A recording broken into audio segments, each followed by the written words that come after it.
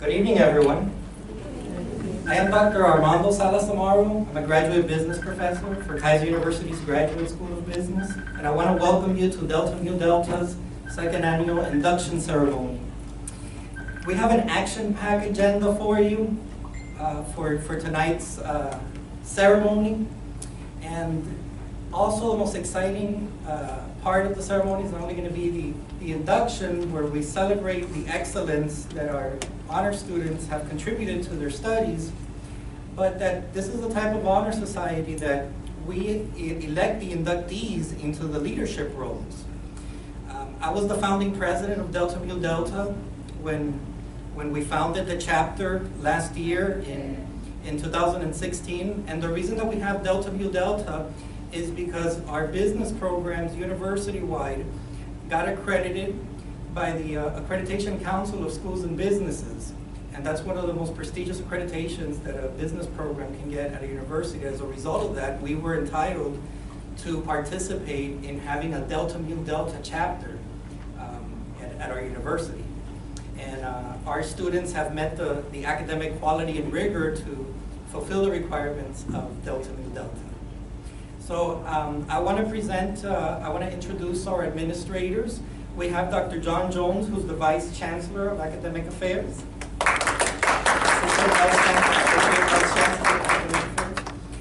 We have the Dean of the Graduate School, Dr. Jin An. We have Dean Sandra Portamerida, Dean of the Latin Division. We have Dean Yardisis Flores, Dean of the Fort Lauderdale campus and business programs. We have Dr. Jan Lulo Vettler, who is the chair of the Master of Business Administration program and the Master of Science and Management, and she has also served as the Director of International Studies. We have Dr. Alberto Roldan, who is the Director of Latin Division programs. And we have Amanda Walling from Student Services. Lauderdale campus. We have Annie Cruz from eCollege. Excellent. And now I would like to formally introduce, the cabinet, the executive cabinet of Delta Mu Delta, and I will turn this over to the Delta Mu Delta chapter president, Kimberly Scott.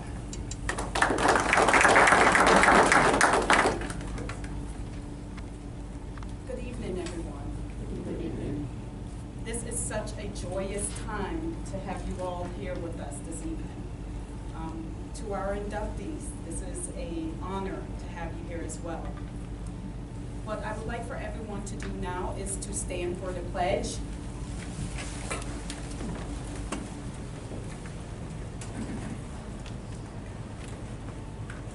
Pledge allegiance to the flag of the United States of America and to the republic for which one nation, under God, indivisible, with liberty and justice for all. You can now be seated.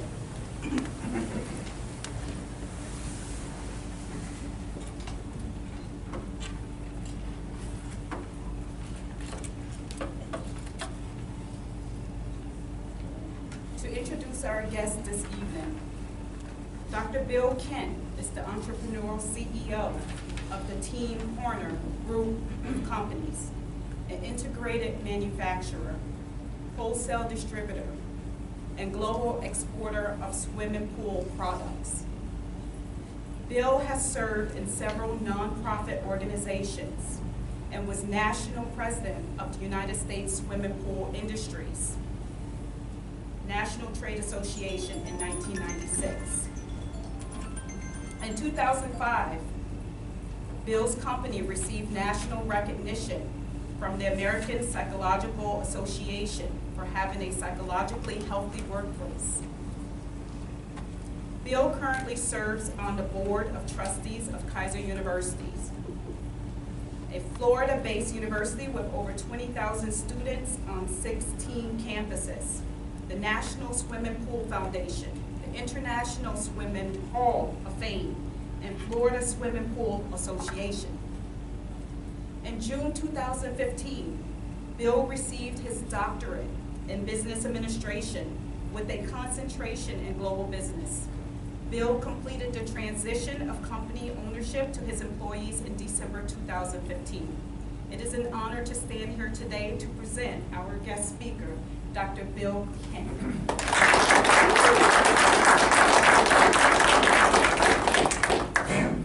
That was the short version.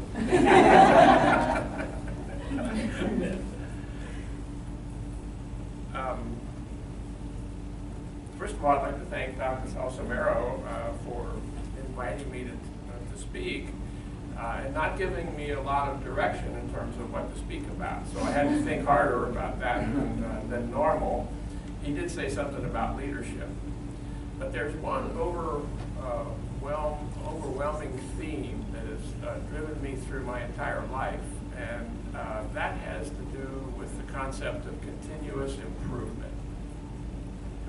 So I kind of like to focus on the idea and the concept of continuous improvement as what we're here for.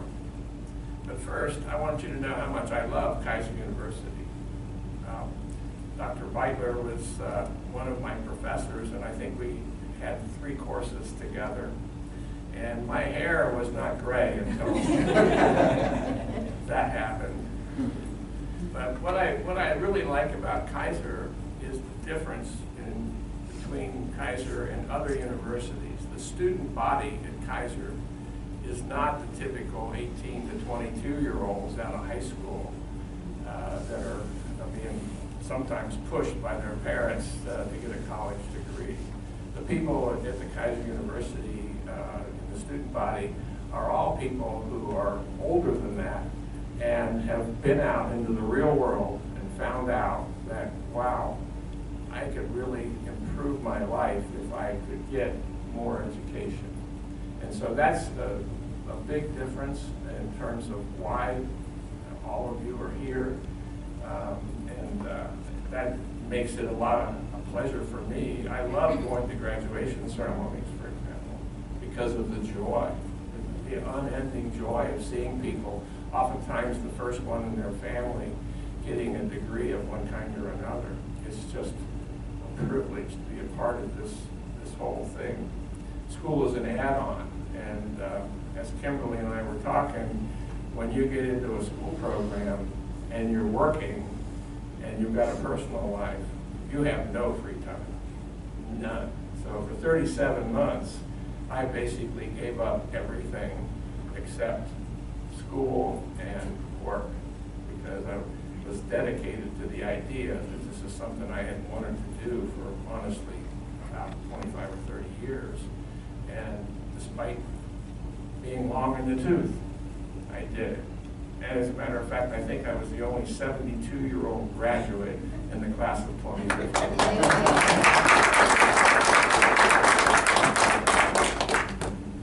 You know, what's good about this kind of program that all of you have entered into is that it changes the way you see yourself. And that's really important. If you believe in yourself, then others will believe in you. If you don't believe in yourself, then it's hard for other people to believe in you because of all of the ramifications of that. So really, when it comes down to it, this investment that all of you have obviously made and done well with in terms of the academic rigor involved is really a confirmation of who you are as a person, each of you individually. So really, congratulations for that. That's a big deal. And this is kind of the essence of leadership. You know, it's the capacity to get things done through yourself and get things done through other people. And that really, well, this event where I'm assuming most of you are graduating, or if you're not graduating, you have a high degree of probability that you're going to graduate because of your academic performance. So this is really a big deal to be accepted into this honor society. I did go online and check it out because I had not heard of it, and it's 100 years old, and pretty significant. So there's all kinds of things out there that you don't hear about because it's not part of the world that you live in. So from a personal standpoint, I guess the way that I've looked at what I did in terms of going back for the doctorate is I always wanted to do the very best I could with all of the talent that the good Lord has given me and to help other people do the same thing. Working harder and working smarter is just kind of a part of that, I think. And for me, it was never about the money, never. Even though I've been a business owner for 44 years and we have a very successful company. It started very small with 3 employees in 1972, and now it's got 460 employees. And so that's a pretty significant level of growth. And this, one of the honorees here tonight works with me day to day, and it's really a privilege and a pleasure to work with him, Kevin Hackett. And we talk all the time about this. It's really never, for me as a business owner, been about the money. It's always been about the great game of business.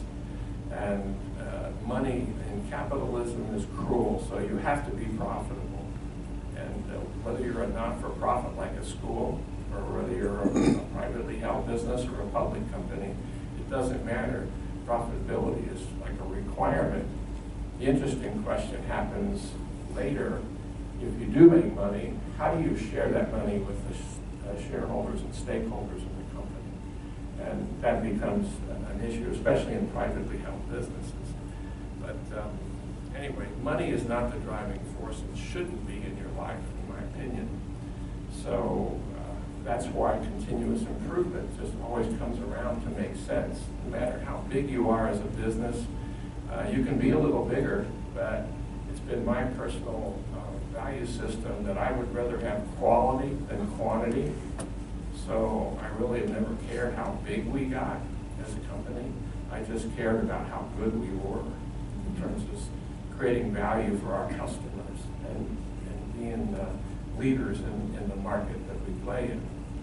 So that's kind of how I think about it. So when I went back for the doctorate, one of the challenges was, am I too old to learn?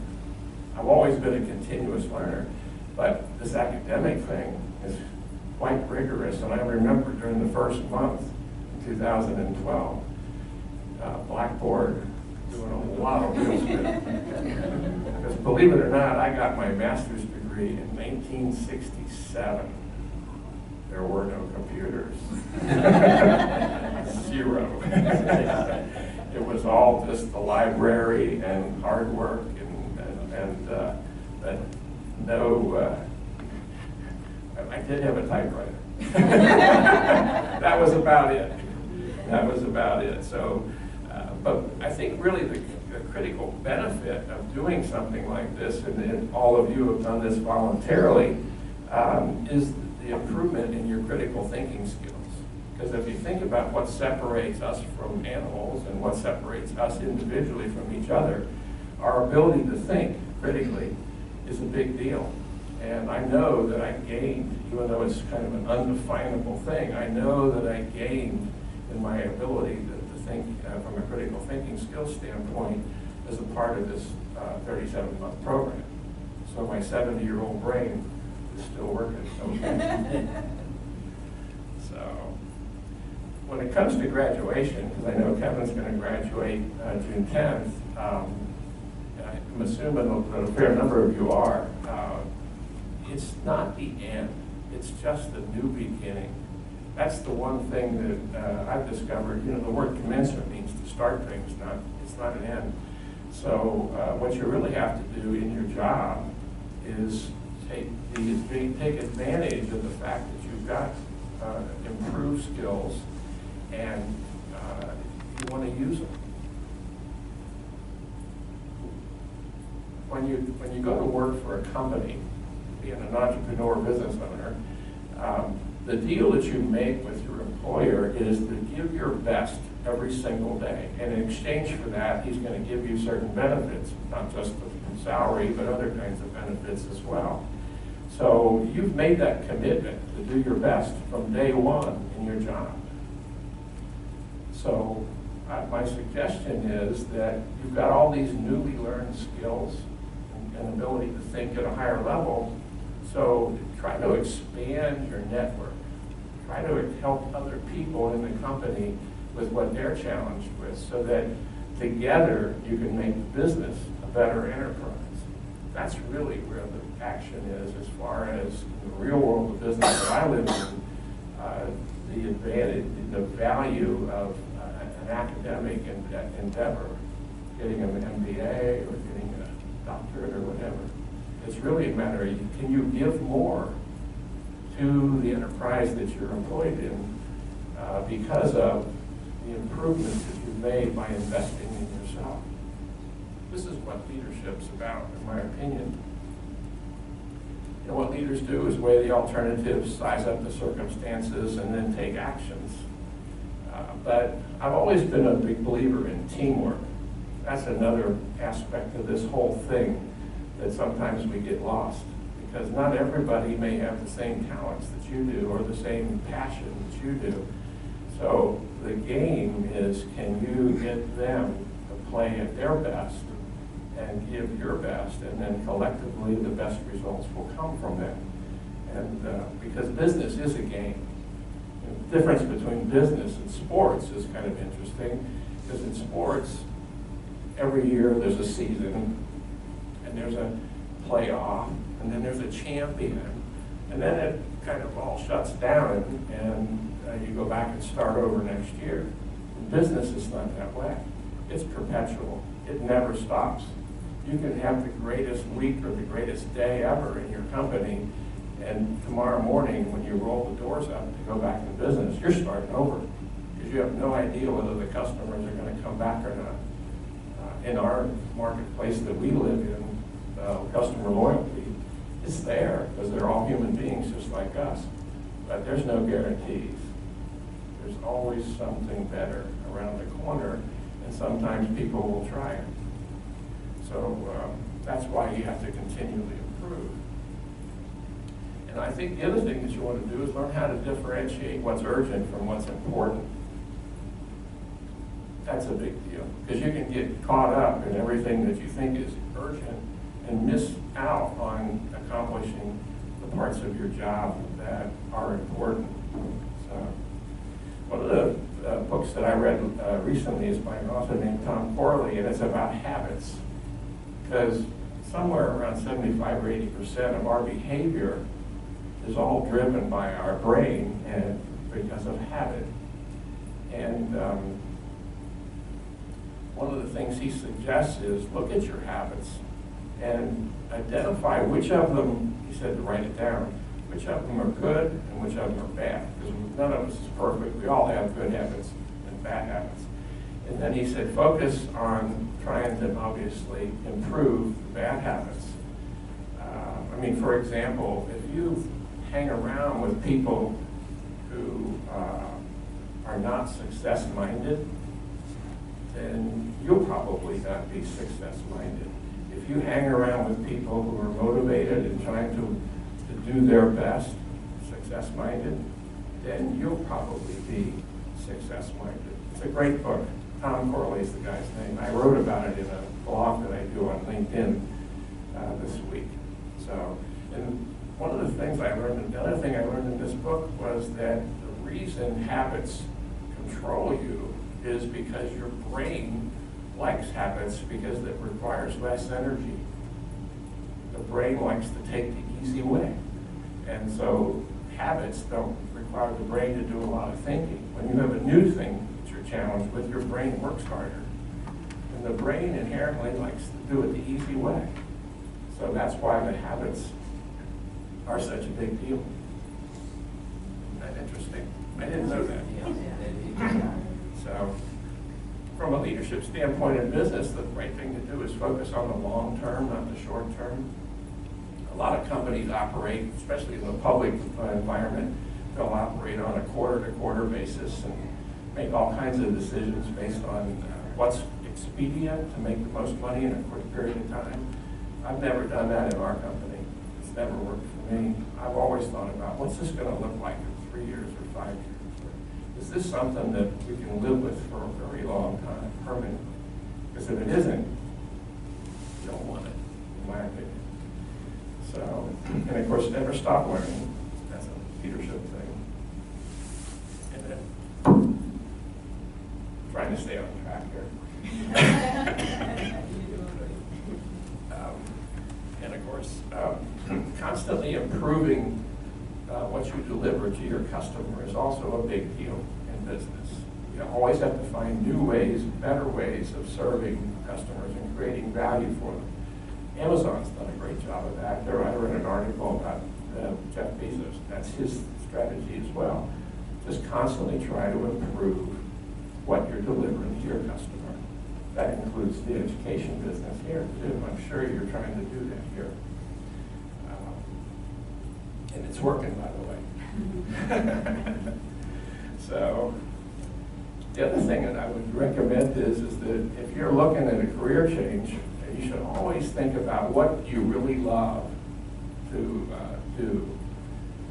When I was on the early stages of the dissertation, one of the professors at the July residency said this in one of his discussions. He says, you better really love what you're going to study in your dissertation. Because you know, when you first start, you don't know what you're going to do or where you're going to do it or how you're going to do it, or, oh my God, finding a topic is hard, and very hard. We all know that who have been through it. And he said, you better pick something you really like a lot, because you are going to spend so much time working on this, you aren't going to believe it. And he was right.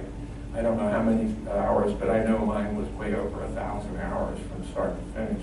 Just that part of the program was the dissertation part. So anyway, what keeps me going at 74, I still love the great game of business. It's fun because it changes all the time. Just when you think everything's kind of working really well, something goes wrong, and that's kind of cool. You gotta love to solve problems.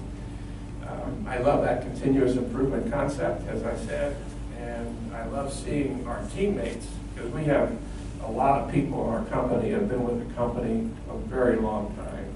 Some of them a couple from the 70s, a whole bunch from the 80s, and a whole bunch more from the 90s. So they've grown with the company. There have been others that couldn't grow and fell by the wayside and left.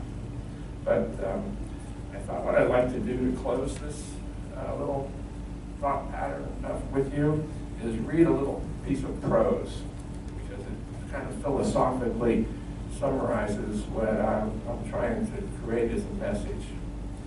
And the title of it is Live Joyfully. A joyful life begins with a deep appreciation of God's love. This is the basis of our happiness and our hope.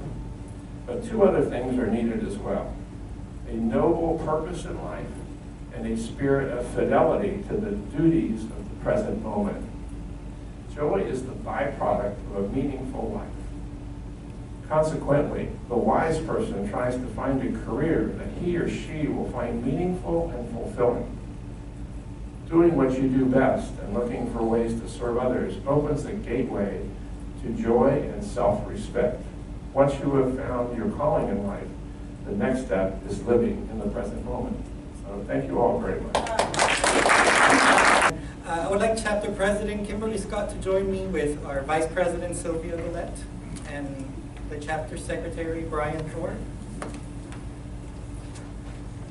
And I want them to join me so that we can induct Dr. Bill Kent as an honorary member in Delta Mu Delta.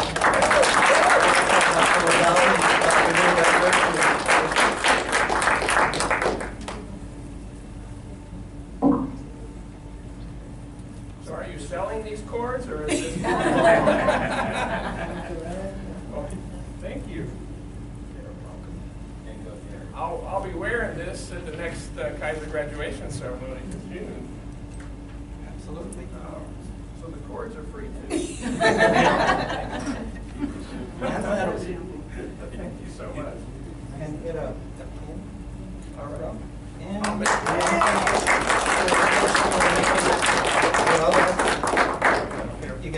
diploma. Who's taking it?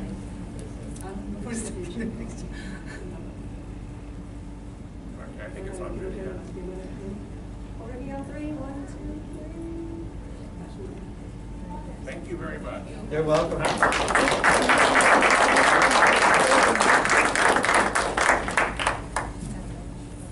So Kevin, you don't have one up on me now, right? I was just thinking the same thing.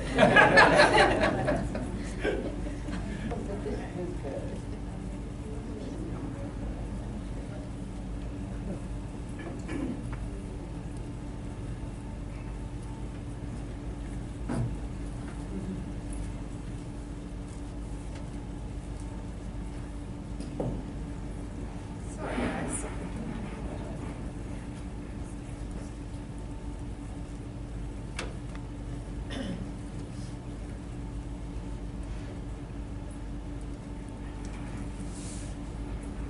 Members of Kaiser University's Nu Phi chapter of Delta Mu Delta, we will now proceed with the induction of newly elected members.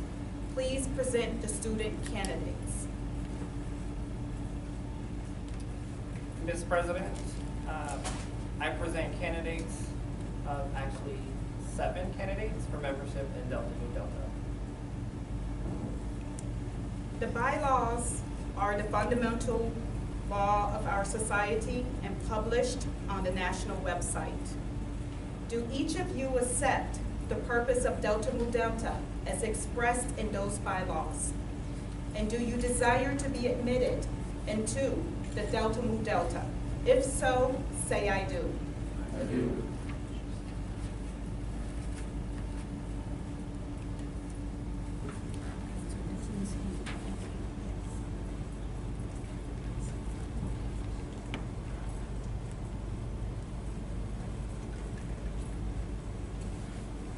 Good evening, everybody. I want to say that tonight the name Delta Mu Delta stands for the Greek phrase Diamatheus Dynamis,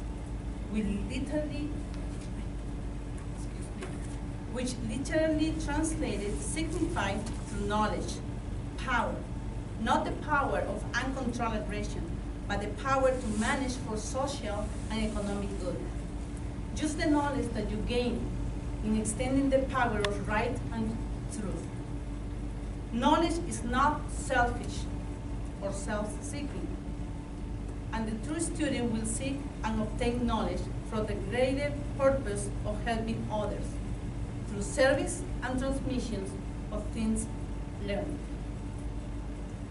The society was founded at the School of Commerce, Accounts and Finance, New York University, on November 18, 1913. It was the result of efforts of 5 professors from the University of New York, the University of Yale, and the University of Harvard.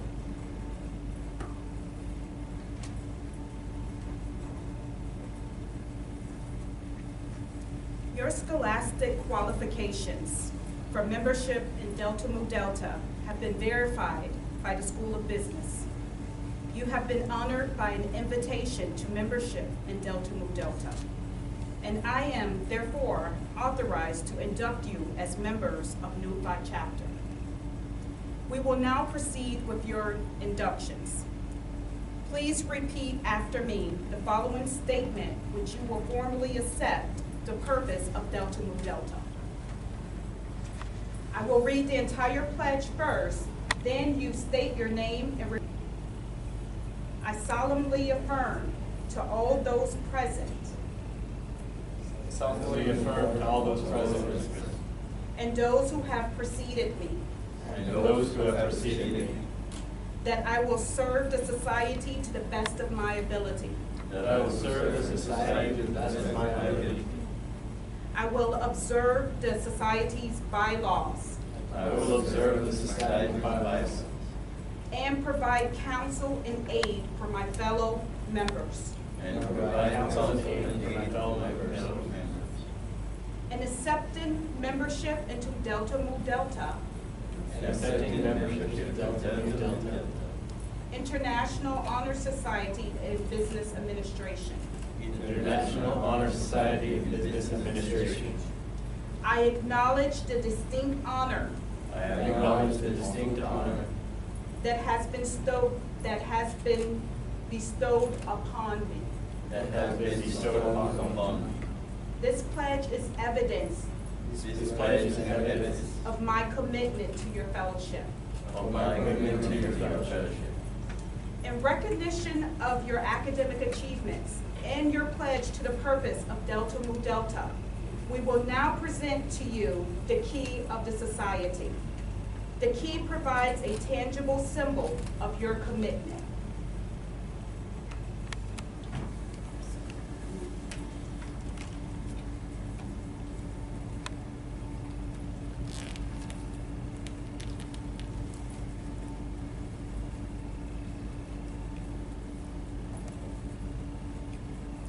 Adam E. Haymaker, please step forward.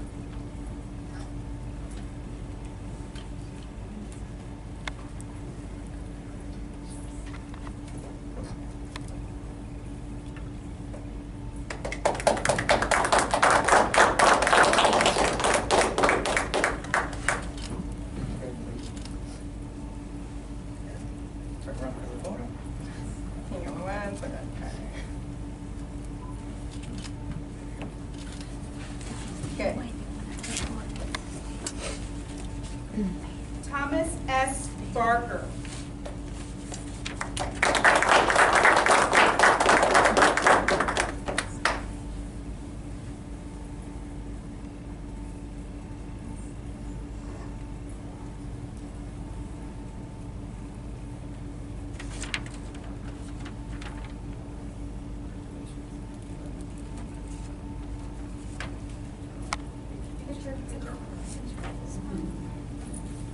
Right up here. Good.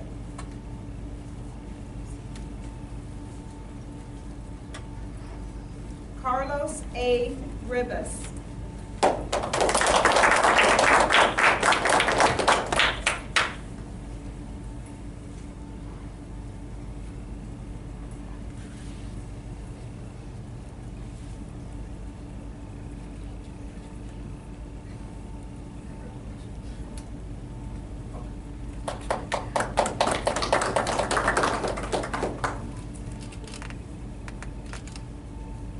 Good.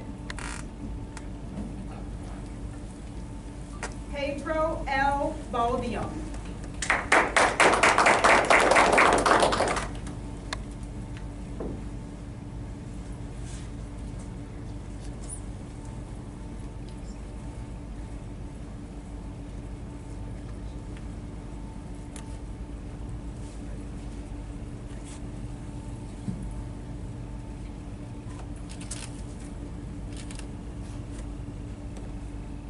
Good.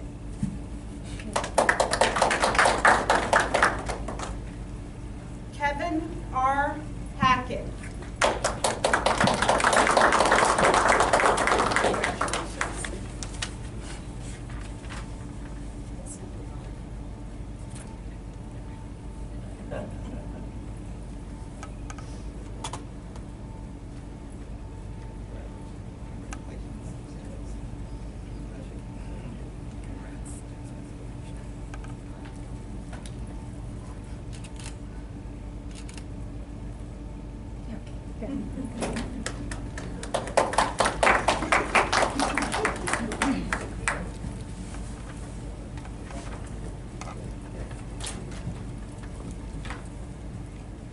Renee M. Tassara.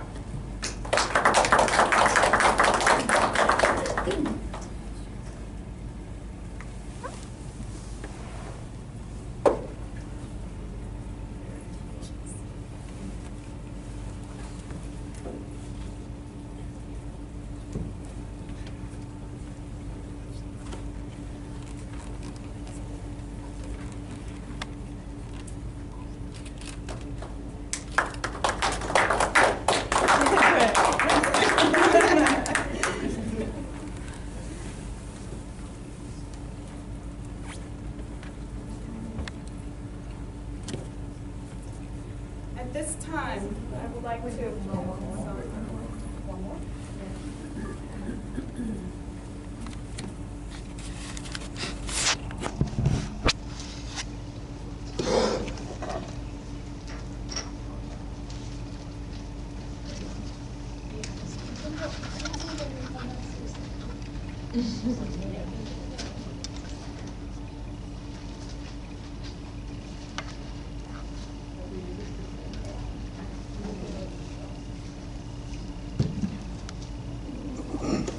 Last but not least.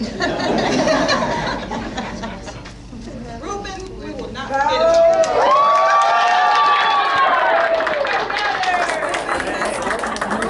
you.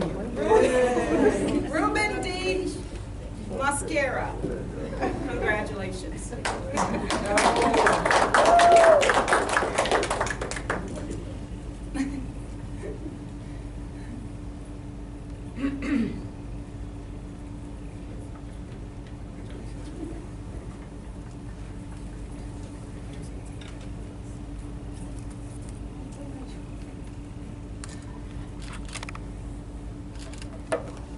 Awesome.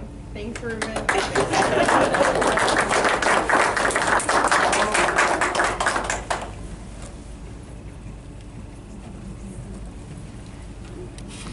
At this time, I would like to give the officers a moment to give their testimony in terms of providing some insight into their educational journey as well. So I will start with the Vice President, Sylvia Gillette.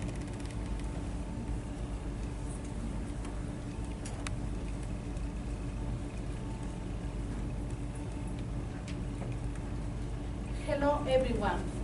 Hello. I would like to say, first of all, congratulations to all of you. I know you worked very hard to get here. You are the best of the best. Never give up. My name is Sylvia Paola Goulet. I'm from Peru. I came here in 2001. I was a teacher in my home country. My husband encouraged me to continue my career here in the United States. So I started off at the bottom and worked my way up. I was learning English at the same time. When I started my master's degree here at Kaiser University, I didn't know the system at all. I was frustrated, but I didn't give up. I had a lot of help and encouragement from the people here at Kaiser. I was inducted into Delta Mu Delta last year, and it was a difficult challenge for me to get here. While studying for my master's degree, my dad was very sick. He passed away. Just the day before my induction to Delta Mu Delta last year. I also had to deal with cancer myself. I was very discouraged, but I didn't give up. The good news is I'm cancer-free right now.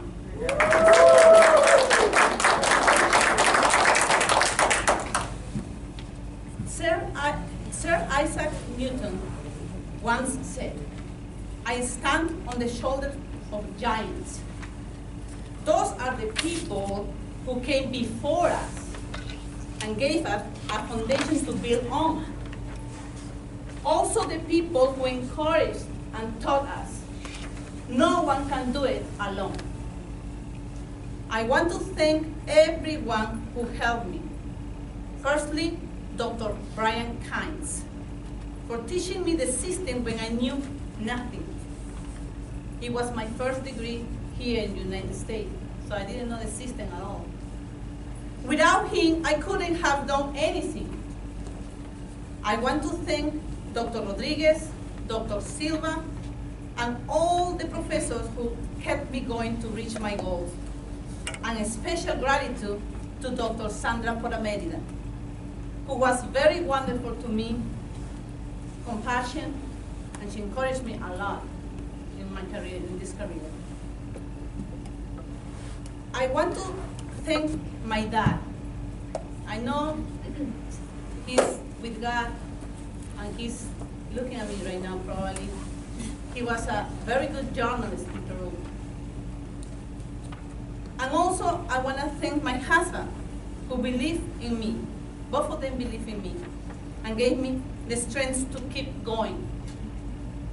Thank you all for your patience and encouragement, and most of all, your patience for the job you do. We all need to follow our heart. It doesn't matter how difficult it is, never give up. And one more thing, the only person, I'm talking to the inductees, the only person that can stop you is you. Nobody else.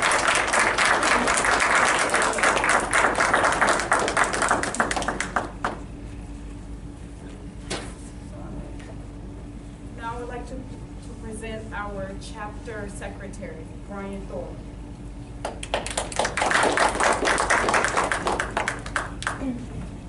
Thank you, Kimberly, and thank you, Sylvia. Very nice speech. Good evening, ladies and gentlemen. You've all come a long way with great success, and that is why you are being presented with this prestigious honor tonight. When I was a small child, one of my teachers told my mother that I basically would never amount to anything, and that I wouldn't make it to college. That's always resonated in my mom's head, but she actually never told me that until a few years ago. And even after that comment from one teacher, here I stand before you with a master's in business and as your secretary for Delta Mu Delta.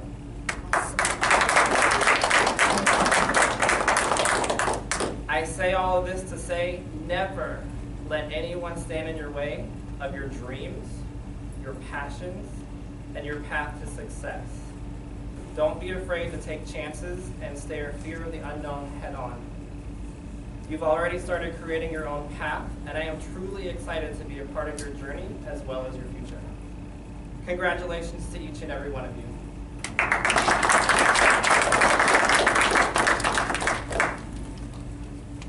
I'm sure we all have a story to tell, okay? At this time, I just want to congratulate every single one of you. You did not get here by chance. You got here by hard work. You must keep that hard work up. When times get tough, you have to keep looking forward.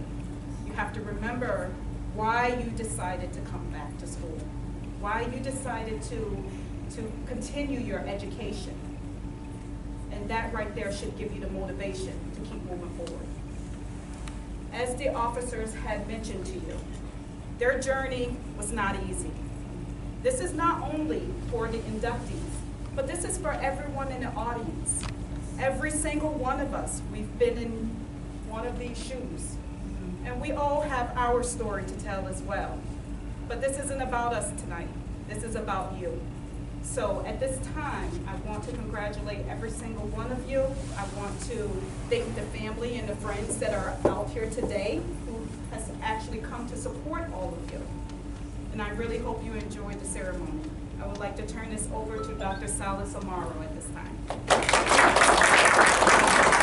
Thank you, Kimberly, Sylvia, and Brian. And join me in giving a round of applause to our inductees.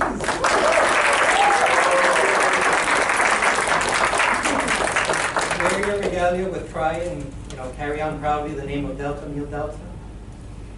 Going forward, you're going to be participating in activities in Delta Mu Delta. We'll have events. We'll invite a guest speaker that will talk about career placement, and we'll talk about the business industry, how to succeed in the workplace, and different topics that you'll find that will be beneficial to you. Having Delta Mu Delta on your resume is going to be a great benefit as well, because they see that not only you came to college and got your degree, but that you also earned, you were the top 20% of your class, of your graduating class.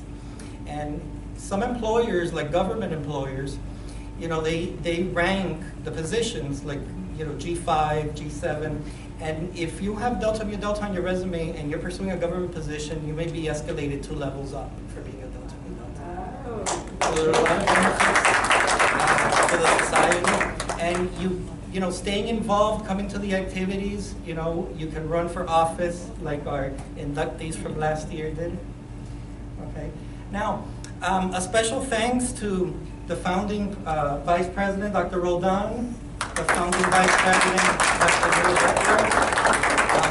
Thank you, Dean Ann, for your support, Dean Porta Merida, Dean Flores, and Dr. Jones, for all of your support in making this event happen. We have a reception for you, a small reception for you in room 533. As you exit, it's going to be to your right. But before I dismiss you, I don't want you to think that I'm going to let the inductees off that easily.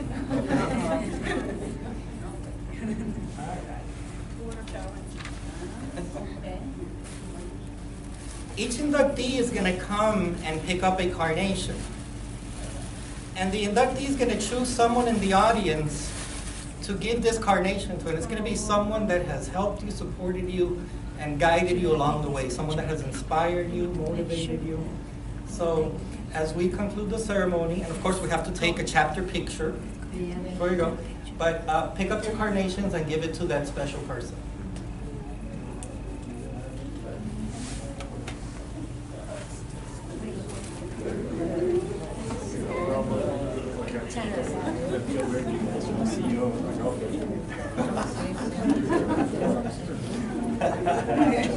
But I want you to know.